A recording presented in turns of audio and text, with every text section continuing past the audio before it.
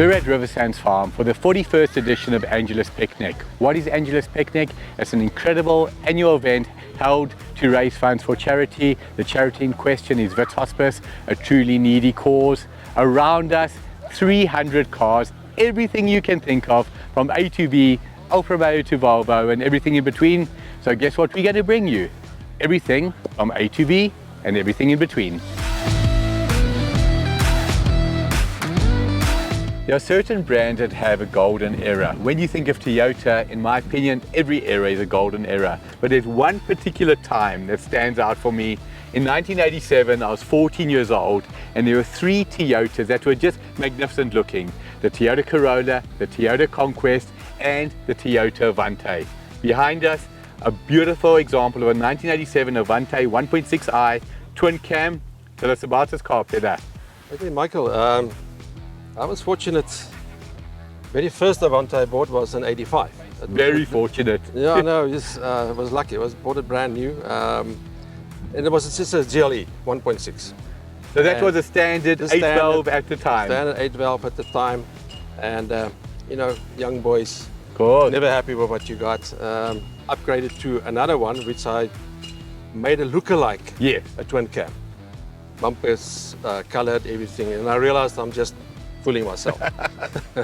So I eventually I bought my first twin cam. It was a red twin cam, and things in life happened. We got married, and the car had to go, unfortunately.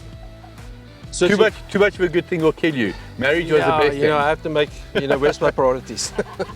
And so I found another one, a second-hand one, which was in fairly good mechanical condition, but a bit of wear and tear. Right.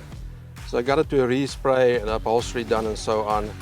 And that car, unfortunately, one morning I lost because of suspension wear arms into the Quarry River, just around the N1. Wow. But you walked away unscathed? I walked away. I was very fortunate again. The car was a wreck. Shout out to Toyota. Yeah. It was a side impact into the riverbank. Yeah. And car was really badly damaged. Very upset with myself. Bought the wreck back from the insurance because I spent a lot of money on the engine at that stage.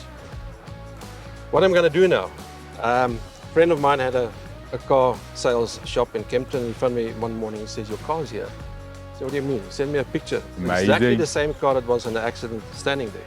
Right, 16 valve. No, it's exactly the same. 8 valve as well? Exactly. Yeah. No, it's a 16 valve. 16 valve standing there, yeah. And I said, well, it's got to be the car there. So we bought that car. So beautiful.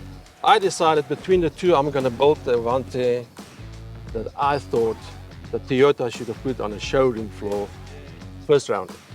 Nothing like when the public shows you how to do it. So a lot went into a total strip down. It was oyster grey before. Always wanted to have a silver car. It was possible those days, but you're young and you have to wait 6 weeks. So you take what's available. So total strip down between the two cars, got the engines out, swapped the engines out, swapped the interior out, had the car in for 6 weeks for a spray job. Incredible. They did an immaculate job on it. And that's how it started. This happened in 2005 and I finished it up in 2007.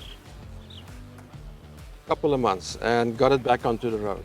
But Peter, what is interesting, you talk about the time it took. I don't think your average person realizes when they look at the end product and they see how magnificent it looks, what it's taken to get it from start to finish. But doing something like that, is it absolutely rewarding? It was, definitely. I learned a lot. Of course. I learned not to do it again. But I'll tell you, some nights I would sit there and I thought, what the hell am I doing? Like my mom said, you're not a mechanic. I said, but I'm interested. Of course. And pure of interest, and I think because it's part of the family. Toyota's sort of got this thing, they become part of the family. For sure. And thinking, what have I done? Because electric loom stripped out electric loom, re-sleeving, all of that done. When you're looking at it while you're building it, it looks like an absolute wreck, a wreck. Yeah, it spares all over, and there's two cars of spares. Of course. You can't believe the amount of spares I sat with. And in the end, I was very happy that it started, first of all, again, and that it drove well. But I replaced most of the things on the car. Now, my very first car, 1991, was an Alfa 33. Anybody who's ever driven an old Alfa will tell you the gearbox is notchy. It's just a difficult car. You start it in the morning, it doesn't want to idle. I remember driving a car like this in around 92, and it struck me smooth, crisp. Is it still like that today? It's still like that. You remember they came from solid shift, yes, cable shift. That made a huge difference in those days. You go back in time, compare it to the era. Things that was bad lights. Well, halogen hadn't been invented at the time. So fitted this one with HD lights. Right. Brakes wasn't good, especially on a twin cam. Swapped it out with a 20 valve twin cam brakes. Just talking about brakes as a matter of interest, front discs, rear drums still at the time, correct? At the time, yeah. So Toyota brought out the last Conquest twin cam with rear discs. Yes. So I got those discs. That was an arm and a leg, but it was worth it. Just a fitment. You knew where they belonged. And just a small change on the handbrake, and they got it on. So small upgrades, small changes that I've done, which really improved the car. Sometimes I go play on swap cups, track days. These old cars, suspension were bolted to the monocoque body. Correct. So in time, metal fatigue kicks in, and you feel stuff moves around. So I got a cross brace underneath. Changes the handling completely. Yeah. Cornering is so much better, so much more fun to play with. What I've done at this time, at that stage, today it's fashion, you can look at everywhere. Everybody's got split exhausts. Yes. I already had it. Done it that time, and I thought it's just too cool. Twin. You got it everywhere, you got to need it. And we talk about split exhaust. Today you see split exhaust, and half the time they're actually fake. In this particular case, 100% real. The pipe was feeding into the outlet. Yeah, so what happened was, I had to split it back straight and go a long way. So that split makes the sound a bit different because the travel's a bit different. So the sound in this one is pretty unique to twin cams. It doesn't sound like a normal twin cam.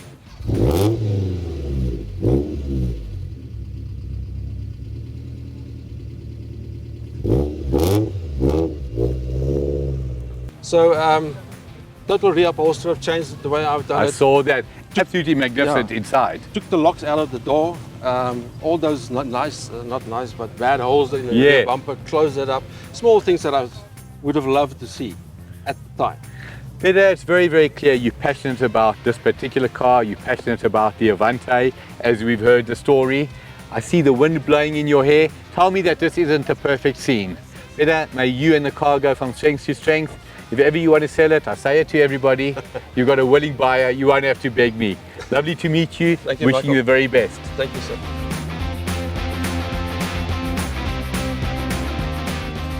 There are certain cars that every time I see an example of them bring back a specific memory. Everybody knows my interview with Nelson PK. Why don't you want to say interview? My interpretation of Nelson PK on the 1984 BMW 635 CSI. Today we've got not a 1984 but a 1982 model, and very, very unique. Ernest, you're the proud owner of this. 1979 or 1982, you need to clarify. Yeah, it was built 79, right. And I bought it in 82. So in 79, it's a left-hand drive, comes from Germany. Did you import it? No, it was I bought it used as a second-hand. Beautiful. So this particular example, absolutely pristine. You would expect a car of this period, 42 years old, to have 300,000 kilos, which would still be low mileage. This hasn't even got 100,000 kilos. No, it's still under just over 92,000 case now. I don't want to make a joke and say you don't like driving it. You're obviously preserving it. Something like this to drive, left-hand drive, manual. What is it like? It's fantastic. It's got enough horsepower. You enjoy it, and I enjoy it for car shows now. It used to be a day-to-day motor car, and then now it's just part of the classics and just enjoying the car for the rides out. Whatever. Yes. So anybody who knows anything about a BMW 6-cylinder, straight six, silky smooth, this was one of the first cars with fuel injection. The fuel injection unit in here is not quite what we have today. This is a mechanical fuel injection. One of the trademarks of a BMW of the 1970s, 80s and early 90s was a unique toolkit in the boot. For me, I just found that incredible. You had spanners, you had screwdrivers, you had pliers. This particular car still got the original toolkit? Still got the original toolkit, but it's hardly ever used never used it in any case, but it's always there for emergency if you really need to use it. Well, you talk about having not used it. With 90,000 kilos, this car's hardly even run in. The interior, absolutely pristine. The seats, not the cloth of the time, but Recaro leather. Absolutely magnificent. In terms of comfort, what is it like? It's very comfortable drive, and it's you don't get tired of driving the vehicle. You enjoy it driving. A big shout out to Recaro. You know how to treat your customers. You hug them. So now looking at you, talking to you, I can see you tired of this car. How much do you want for it? No, it's not for sale. Not tired for it yet. I'm still enjoying it. Wishing you the very best. You've got the most beautiful example in South Africa. Thank you very much. Appreciate that. There is nothing that excites me like running into a friend of the show. Today we have got truly a friend of the show. Shorty, you've got a concept behind us here that I've never heard of. It's called a diorama. Tell us about it. Michael, yeah, as you know, I'm a bit of a petrol head. A bit of a petrol head. We've spoken before, you can see behind me as well. But it's just a passion I've had with cars all my life, and especially with model cars, you know.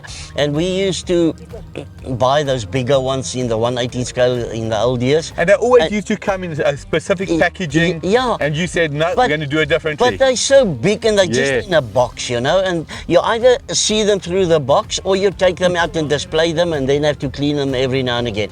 Yeah, and for various reasons I had to then scale down to something small, and I wasn't really into the smaller ones except when I was a kid with the dinky toys and corgis and that like sort of stuff. 25, 30 years ago, of course. I think like 60 years ago. But in any case, then I started with the Hot Wheels. I don't know, for whatever reason. And just looking at, this is nice, this is nice. Yeah. Then I went one step further. I said, but why hasn't this thing got headlamps or tail lights? Why hasn't this thing got door handles? Why hasn't it got an exhaust? And then I started just detailing them. Clever. And then, yes, I ran to people that started making me a little Perspex box. As you're aware, I gave you one at the previous show. And that was nice, but it was just a little bit small for me. Then it became a problem to get the boxes. Long story short, then one day I ran into a hobby shop and I saw these wooden boxes there. And the light switch on. It was just the box, and I said, but this is now a replacement. Yes. It's a little bit more open, it's a little bit bigger, and believe me, Michael, I've got a wall as you get into my house on the left, which is unpainted or plastered rather, just a brick wall, and I've got them up there. When I'm finished, you won't believe 3, 4, 5 of them. It makes a beautiful sight, it really does. But it's just my way of doing it. And the beauty again, Mike, is that this you can't buy in a shop. 100%. You can't buy this in a shop. This is making memories. It is unique. If you've got this, maybe Shorty is not there, maybe in a couple of years' time you'll say, yes, you know what, He's talking about 50 years from now. Yeah, ignore that I'm comment. 71 now, I've got another 30 years left. Love it. So, but as you say, memories, and it's something you can't buy in a shop. It's unique. So there's two things I want to share with you. The gentleman next to me, Shorty van Zyl, is truly unique. He will do anything for anyone. He's passionate, he's kind, he sees us, he runs up to us. Literally, short of hugging me, he did everything else. Please support him. His details are on your screen right now. Think of your ideal car, ideal setting. Shorty, you'll make it happen, Mania. There's nothing for me like seeing a car that brings back memories. December 1993, I bought my first brand new car, BMW 325i, Lyndhurst BMW, Johannesburg Road, Lyndhurst. The price was 136,500. It wasn't a cabriolet like this, but I've just got to tell you a small funny. There was something that irritated me no end. In 1994 January, BMW introduced the VANOS system. My BMW didn't have the VANOS. And everybody used to say, Mike, your new car, is it with or without VANOS? Guys, it's a new car. Don't ask me about the VANOS. But talking about a beautiful BMW 1994 325i Cabriolet, Rian, this is special. Tell us about this beauty. Yeah, thank you. I've had it for almost a year now. I had some other BMWs. And again, the intriguing shape and shape out of your youth, and you would see the gentlemen driving these vehicles. I remember distinctly at the end of 1994 did a tour in Mpumalanga, the Long Tom Pass, and somebody came past with a green one. Ooh, with that out. almost baseball leather interior. So it made an impression. So anyway, this one it's about 200,000 kilometers. So it's not showroom. Sure, I'm but it's very nice condition. Getting it, we resprayed. But the thing is, accessible fun. So we did a manual conversion. She had an auto. So she obviously, and we didn't change the diff, so she revs a bit higher than but I mean, these engines love. They love It's only revving. single Vanos if it will make you feel better. Okay, the double Vanos only came later. Not here to embarrass me. Thank you so there we go. much. So it's just good, accessible fun, driving to work with the top down and the engine revving happily to 6,500. To me, it was actually a revelation. Of course. Go-kart, and it's still. Actually, I was fortunate enough to get a hard top also. I built a hoist in my garage to put it, to save it there. So even with the hard top, it looks quite nice. So yeah, BMWs, I like them. I had a 635. I had some other. You say BMWs, you like them. What gave it away? I'm brand neutral. Yeah. The 635, that must have been incredible. No, it was lovely. Again, yeah. I deliberately bought one that was a bit moog, so that I can fix it up and use it daily. Because if you've got a museum piece, you don't. I don't. Some people enjoy having 10 cars that they can look at. I want to enjoy the car, and I must say this is the one thing. This car is giving me good, accessible fun, and it's just always on, Yeah. But something that's always intrigued me, we talk about evolution, we talk about revolution. The E30 that was before this was an old, tired looking car. Yes, they're worth millions of rands today if you find the right one, but you take the E36, the digital components, the readouts, etc. Absolutely unbelievable. A car like this to drive today is still a pleasant experience. Yeah, but yes, you're right, and it's the evolution, the revolution. I mean, one must be careful what you say about E30s. I'm sure you'll get, the crowd will get you later. But they say real men drive E30s because, so. Because it's unpleasant. Real married men drive E30s, that's what he's trying to say. No, it's brave people that drive them because other people want them. But for me, yes. And this is the other attraction of this vehicle.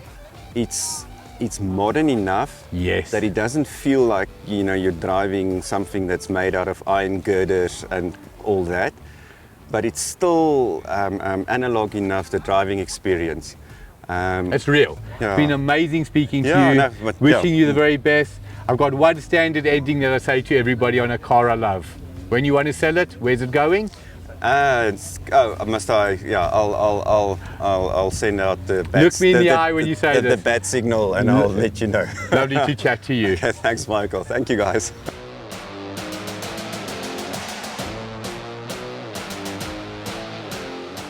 Today is a very special day for me. I have the opportunity to interview a very special lady, Yannick Beus, the daughter of Nick Beus. For regular followers of the show, you all know just how special Nick was to myself personally and the show. Yannick, you're here today. Incredible show. Tell us about SA Car Clubs magazine.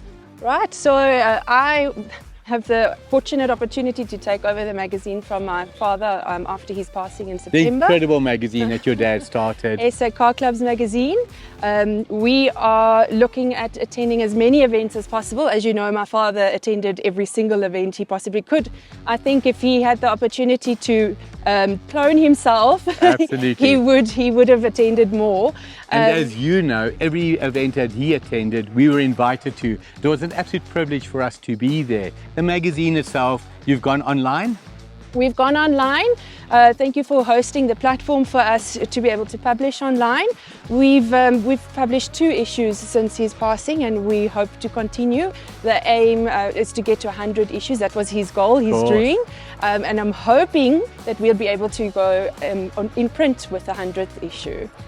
To have the magazine online is an absolute privilege for us. Visit allthingsmotoring.co.za, go to car clubs, you'll see the magazine, SA Car Clubs, incredible content in a different format. It highlights what we're doing today. What stands out for me is the way your dad was received and perceived by the motoring community. Absolutely. I see this brings an incredible smile to your face, deservedly so. Tell us about the man that was Nick Beus. Well, his passion for cars started since I can remember, and has just continued, and he's clearly known by everybody. Everybody I speak to and meet knows the man, and it's just an absolute legacy. To be able to take over from him it's really such an awesome feeling. You can be very proud. We are very proud. Thanks for chatting to us. Thank you. May the magazine and everything go from strength to strength. Thanks, Michael.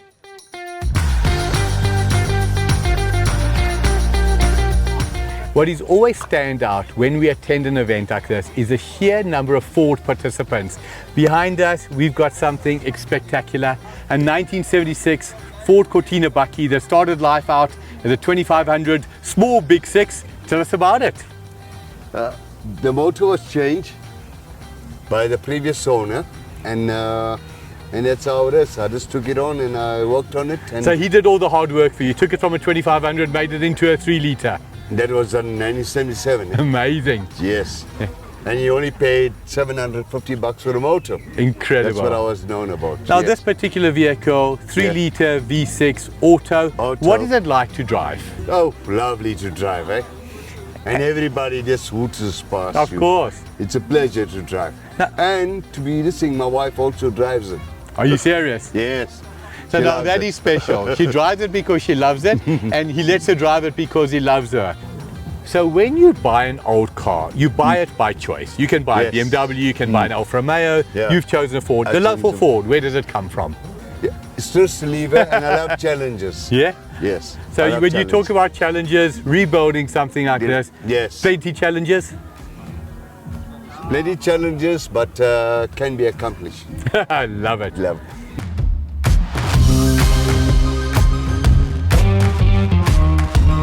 The year is 1989 and an incredible concept is launched, the Camel Trophy. What do you need for an incredible concept? You need the right vehicles, the right conditions and the right participants. Land Rover, you helped tick that box. All the participants were amazing, tough men, tough ladies, they ticked the box. And then the conditions, the Amazon. Do you get tougher than the jungles of South America? Why did it stop? Obvious. Camel, a cigarette sponsor, could no longer support an event where they couldn't get exposure. However, what is indelibly etched in our memory is the yellow Land Rover Defenders, discoveries of the time. This is the color they went with. This was the color they had as an option. What does it take to have the perfect event? The venue, the weather, and of course the participants. Angela's Picnic 41st edition. Today was an exceptional day. Everything went according to plan. The amount of cars that were here, the amount of car clubs, the individuals, absolutely magnificent. What always intrigues me every time I come, I see a combination of old friends and make new friends. Cars that you recognize, and yet there are still hundreds, I'm not lying to you, hundreds of cars that we didn't recognize. 42nd edition, will we be here? Take it to the bank.